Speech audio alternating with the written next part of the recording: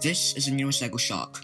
It is a great white shark. Is it great? And because it is a great white shark, which is arguably the most recognizable and popular species of shark, LEGO had to make it exclusive to the big $150 ship. Like all clever self-respecting collectors, yeah, I bought the set just for the shark. While the massive ship is being saved for Christmas, I broke out the shark earlier to do this review. It has all the articulation you expect from a LEGO shark, aka almost none. The only adjustable part is the mouth, which you can open and close. The upper jaw is an entirely separate piece from the body. Here's the packaging it came in. Fortunately or unfortunately, the mouth is large enough to fit a minifigure, so I'm obligated to make a LEGO Quint and do a terrible Jaws impression. Taking a look at some of the molded details, I love how the teeth don't perfectly line up, giving them a serrated, almost layered appearance. I also adore these sleek edges that flow across the body, and the slight angle to the pectoral fins, so they don't awkwardly jut straight out. A minifigure handle has also been worked into the first dorsal fin, so one could ride the shark.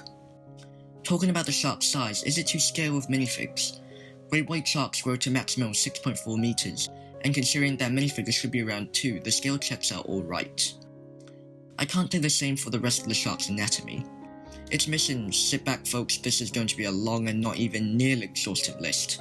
The second dorsal fin, the precaudal pit, the upper overhand on the caudal fin, the anal fin, yes, that's a scientific name, the pelvic fin, the claspus if it was male but that would be significantly smaller, 2 more gill flaps, the labial furrows, the nostril and the spiracle. I must be fun at parties. All shark snark aside, I can see that the model would be cluttered if all the anatomically correct features were included. It's recognizable as a shark, and as a great white, though I still would prefer if the second dorsal fin and pelvic fins were included. Great white sharks, great white sharks. LEGO has made great white sharks in the past, though they were more albino than great. This new great white shark is unique, as is the first great white, where only the tummy is white. This is achieved using some white print on the grey plastic body piece. The print is not all that opaque, neither is it all too bad to be honest. The little bit of grey that seeps through gives the white a more muted colour that looks more realistic. However, the white should extend further up the torso, and contact the bottom attachment point of the pectoral fin. That said, overall the new great white shark is pretty fantastic. That's Ron. Not Ron as in it's a terrible animal design, it's not, it's great, pun intended. But Ron in that it isn't the newest LEGO shark. Firstly because the hammerhead shark came out in the same year and the same theme. Secondly, and more importantly, it's not a new mode, it's an old mode. It's older than the updated oversaturated grey reef shark mode. The big white shark mode originated from 2008, when regular reef sharks still looked like this instead of this.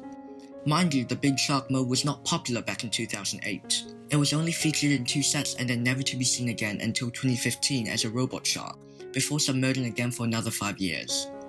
But when it was time to update the smaller shark mode in 2013 to 2015, not too clear on that. They borrowed and scaled down multiple aspects from the Ultra Agent shark, such as the gills and the caudal fin. Yet, the most significant influence in the dark bluish-grey shark's mode wasn't the giant light bluish-grey shark, but the old grey shark. Cast your mind back to 1989. Half of my audience has not been born yet, and the other half are still children. Star Wars had just seemingly wrapped up 6 years ago, and Batman was all the rage. LEGO was still a relatively modest company on the brink of one of their most successful themes. Pirates was making its debut, and with it came the first LEGO shark. It wasn't great by any stretch of the imagination. The tail was awkwardly shaped, the fins were oblong and jagged, the teeth extend halfway across the face, and the snout was pointed than 747. Yes, it did the trick, and it remained in production till 2013. LEGO even made a saw shark head attachment and recolored it in white. It was the poster child of LEGO for over 2 decades, until it abruptly wasn't. That mode stayed around longer than my entire lifetime. However, in today's day and age, LEGO is pushing out new modes every year, updated modes that have only stayed around for 2 years, redesigning pieces that were never broken and angering half of the community, or pushing out improvements before immediately backtracking. Starting with the Ultra Agent shark, all marine predators had this ridiculous angry eyebrow eye, until the new great white rolled around with a more neutral expression. Ironically, it was the big shark mode that started the trend, and, while not confirmed, ended it. Will the new shark mode, big and small, stick around like the old one for decades to come, with LEGO churning out tens of hundreds of alternative prints and head modes to depict all variation of shark and shark-like flora? Will LEGO place as much faith in the new shark as it did in the old one? believing that the base body and style will stick around forever, always continuing to create new head modes to go on the same old body, but never genuinely innovating, never escaping the limitations nor flaws of this body piece. A LEGO Shark you buy today and one you buy a decade from now will all have the same style and scale and look homogeneous together. Or will this shark mode be invariably retired 5 years down the road for a new element designed from the ground up? For then the time, effort and money spent developing the hammerhead attachment and the soul shark attachment would all be for nothing, and AFOS who have spent hundreds of dollars amassing their shark army will have to start from scratch with the up-to-date version.